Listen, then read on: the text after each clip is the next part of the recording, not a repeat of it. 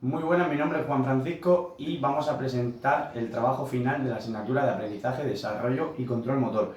Consta de 6 preguntas. Primera pregunta, diferencia entre aprendizaje, desarrollo, control motor e identifica qué comparte con otras disciplinas relacionadas con el estudio de la motricidad humana. El desarrollo es básicamente cómo evoluciona cronológicamente, es decir, cómo evoluciona en el tiempo una acción en un individuo. Aprendizaje, cómo adquiere esa habilidad, se va experimentando en ella y la acaba afianzando. Y por último el control, que es el procesamiento, el control de todos esos patrones básicos.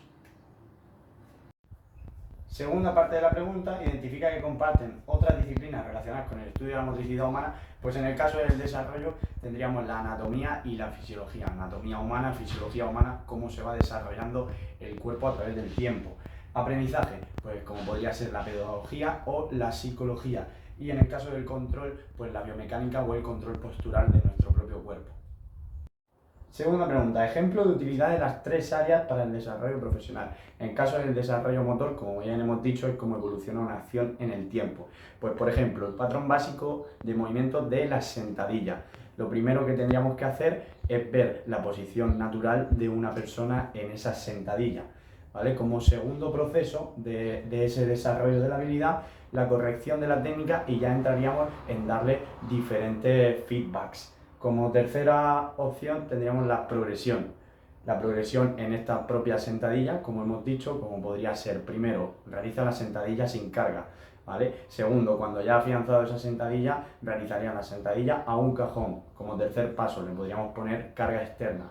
Cuarto, realizar una sentadilla, por ejemplo, en una máquina multipower. Y por último, pues realizarla con barra libre, hasta que ya, pues como hemos dicho, en el tiempo se va desarrollando esa acción y se va experimentando un poquito. Aprendizaje, adquiere esa habilidad, ya la tiene, la afianza y sigue avanzando. Y control, que ya entraríamos pues, en los conceptos básicos de control del cuerpo, correcta alineación, la profundidad, la velocidad de ejecución y patrones de movimiento. ¿Vale? Por ejemplo, también podrían afectar los factores externos como puede ser el tipo de suelo donde realicemos la sentadilla, si la realizamos con un tipo de calzado u otro. ¿Cómo estimular a un niño de 0 a 6 años en todas sus fases? La primera, desarrollo motriz, pues creando un ambiente seguro, un entorno estable donde se sienta cómodo, ¿vale? Pues el ejemplo podría ser el padre con el niño llamándolo de forma cariñosa o con un objeto y que tenga que desplazarse.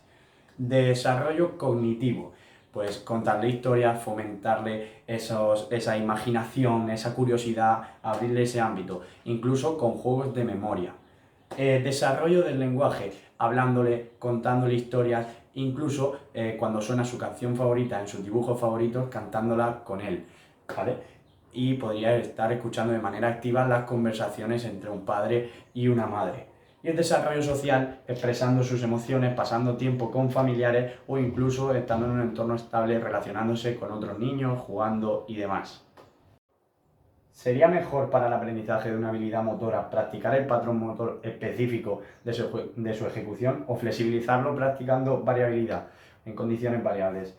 Vale, pues la variabilidad digamos que es más adecuada que un patrón estricto, ¿vale? Porque en la variabilidad introducimos esos pequeños cambios, esas pequeñas variables que hacen que nos enriquezcamos a nivel motriz. Eso sí, siempre tenemos que tener en cuenta la coherencia con la habilidad que se va a desarrollar, si es de forma coherente la variabilidad que queremos para buscar ese desarrollo de la habilidad. Plantea una progresión para el aprendizaje del saque de voleibol aplicando interferencia conceptual.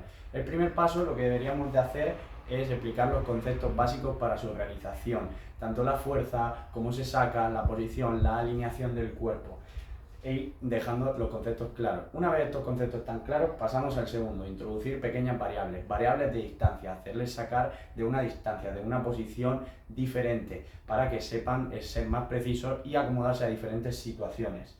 En el 3, centrar en un objetivo. Cuando ya tienen claro esas distancias y ya han sido capaces de afianzarlo, centrar en un objetivo y tener que aplicar más fuerza, menos fuerza, ser más precisos a la hora de llegar a ese punto. Como cuarto, simular una situación de partido, un partido que esté abierto, que necesiten puntos rápidos o incluso situaciones de estrés que le lleven a controlar ese tipo de situaciones. Última pregunta, diseña una situación de aprendizaje de una habilidad motora indicando la relación entre cantidad de práctica y tiempo de descanso, considerando ensayos y descanso. La habilidad motora que yo he elegido es el chute de una falta en fútbol, un tiro libre. En primer lugar, debemos preparar el material, acondicionar la zona y tener el entorno asegurado, por ejemplo, pelotas, porterías y demás. En el segundo, fundamentos básicos, darle esos controles, esos parámetros, esa posición del cuerpo, una correcta alineación, entrada de golpeo, etc. Tercero, le daremos una práctica libre. Durante un tiempo determinado dejaremos que practiquen de manera autónoma para que vayan afianzando esa habilidad. Cuarto, dividiremos en grupos o incluso en dúos, dándole, pues por ejemplo, 5 ensayos de 5 a 10 chutes con un minuto de descanso entre cada ensayo. Pues según avancen podemos aumentarle los ensayos y bajarle un poquito el descanso. Se pueden dar feedback entre compañeros. Quinto, mientras ensayan, pues le daremos feedback y correcciones individuales si fuesen precisas o fuesen demandadas. ¿Vale? Cuando fuese necesario, le podríamos adquirir más dificultad modificando ensayos y de forma progresiva. 6. Al final de la realización le daremos un feedback todos los entrenadores. Los uniremos, comentaremos como grupo y ellos incluso se expresarán sentimentalmente con la habilidad motora cómo se han sentido. Todo este proceso debe ser siempre progresivo y gradual. Diferentes situaciones y demás. Los tiempos de descanso pues variarán según el nivel y las necesidades de cada uno para esta habilidad motora.